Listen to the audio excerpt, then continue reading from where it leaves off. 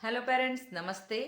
मैं पुष्पलता अपने sensory issues या प्रॉब्लम्स के सीरीज़ को आगे बढ़ाते हुए उसी पर बात करेंगे।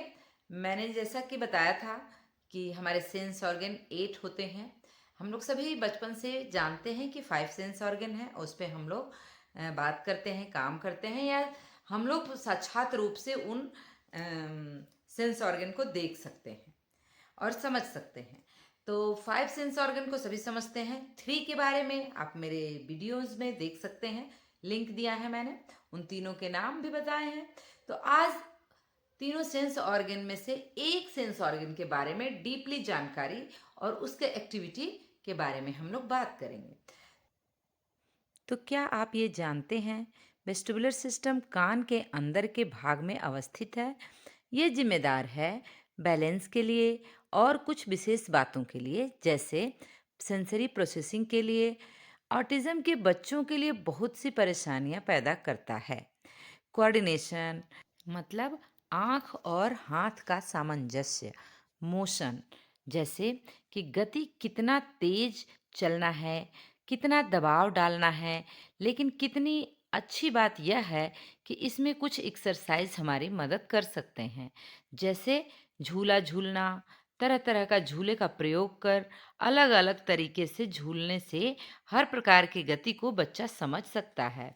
कुछ एक्सरसाइजेस में कोऑर्डिनेशन पर काम करना होता है, जैसे हाथ में भारी सामान उठाकर चलना, सामान उठाना और रखना। इससे शरीर के हर तरह के मूवमेंट को शरीर को समझने में आसानी होती है। और इसके अलावा और भी एक्टिविटी कर सकते हैं, जैसे बैलेंस बीम पर चलना या बैलेंस बोर्ड पर चलना।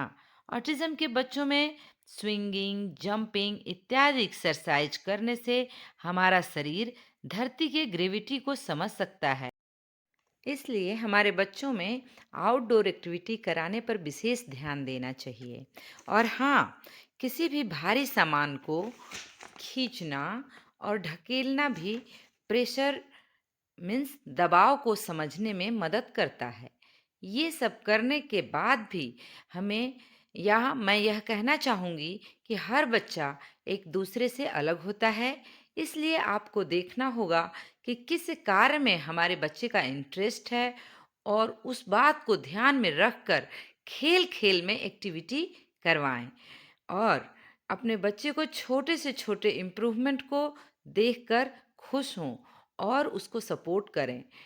तो चलिए, अपने बच्चे के साथ झूला झूलना, जंप करना, बैलेंस करने और इन सब की अंडरस्टैंडिंग के लिए हमें तैयार हो जाना चाहिए।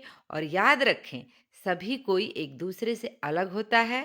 यह वीडियो आपको कैसा लगा और इसके बारे में ज़रूर बताएं, और like, share and subscribe please. Thank you.